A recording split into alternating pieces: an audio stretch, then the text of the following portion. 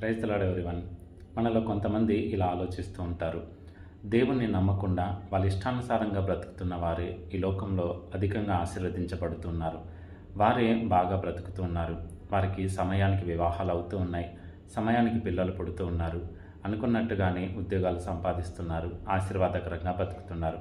అయితే దేవుణ్ణి నమ్ముకొని ఈ లోకంలో జీవిస్తున్న నాకే ఎందుకు ఈ కష్టాలు, నా పిల్లలకి ఎందుకు వివాహాలు కావట్లేదు, నాకే ఎందుకు ఉద్యోగం రావట్లేదు, నాకే ఎందుకు సమయానికి ఏది అనుకున్నట్టుగా జరగట్లేదు, నేను దేవుని నమ్ముకునే బ్రతుకుతూ ఉన్నాను కదా, ఆయన మీద విశ్వాసం ఉంచి బ్రతుకుతూ ఉన్నాను కదా అని ఆలోచిస్తూ బాధపడుతూ ఉంటారు. అయితే ఒకటి మాత్రం నిజం, మనం నమ్ముకున్న దేవుడు అన్యాయస్తుడైన దేవుడు కాదు. పొలంలో ఒక రైతు విత్తనాలు విత్తినప్పుడు ఆ విత్తనాలతో పాటు పిచ్చి మొక్కలు కూడా పెరుగుతూ ఉంటాయి. అదే బైబిల్లో ఈ విధంగా రాయబడి ఉంటుంది.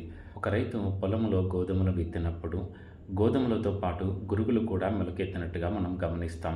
ఆ గురుగులు గోధుమల కంటే కూడా బాగా ఏపుగా పెరగటం, గోధుమల కంటే కూడా ఎక్కువ ఎత్తు పెరగటం మనం గమనిస్తాం. అయితే ఒక కాలం, కోతకాలం వచ్చినప్పుడు గోధుమలు కోయబడి గంపలో చేర్చబడి యజమానుడి దగ్గరకు కొనిపోబడతాయి. కానీ గురుగులు కోయబడి అగ్నిలో వేసి కాల్చబడతాయి. కాబట్టి గోధుమలుగా ఈ లోకంలో ప్రభు కొరకు జీవిస్తున్న మనం కోతకాలం అనే రాకడ దినమున గంపలో చేర్చబడి మన తండ్రి అయిన మన యజమానుడైన దేవుని దగ్గరకు కొనిపోబడతాం. కాబట్టి మన నిరీక్షణ ఈ లోక సంబంధమైన ఆశీర్వాదాలు పొందాలని కాదు, కానీ మన యజమానుడైన దేవునితో యుగయుగాలు కలిసి జీవించాలని ఆశపడతాం. ఆయన రాకడకు సిద్ధపడుతూ ఈ లోకంలో బ్రతుకుతాం. God bless you all.